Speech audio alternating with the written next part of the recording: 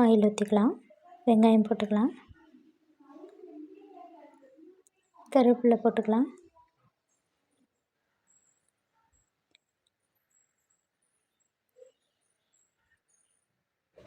நல்லா வதங்கின பிறகு இஞ்சி பூண்டு பேஸ்ட்டு சேர்த்துக்கலாம்.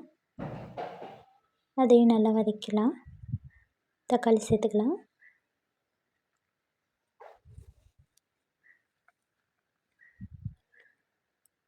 தக்காளி கூடயே கொஞ்சம் கொத்தமல்லியும் சேர்த்துக்கலாம். மஞ்சள்தூள் சேர்த்துக்கலாம். தேவையான அளவு உப்பு சேர்த்துக்கலாம்.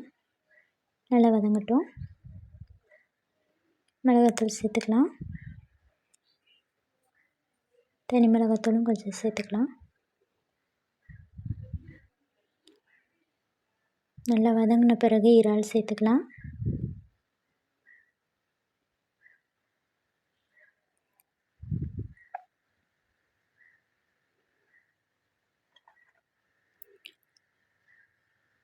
நல்லா வதக்கி விடலாம். இறால் நல்லா சுருங்கணும்.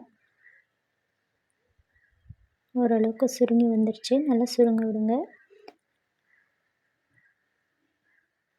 மிளகுத்தூள் சேர்த்துக்கலாம்.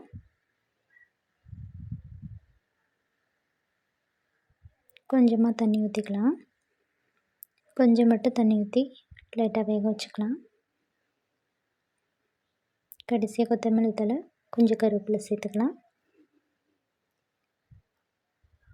அவ்வளோதான், சுவையான இறால் கிரேவி ரெடி.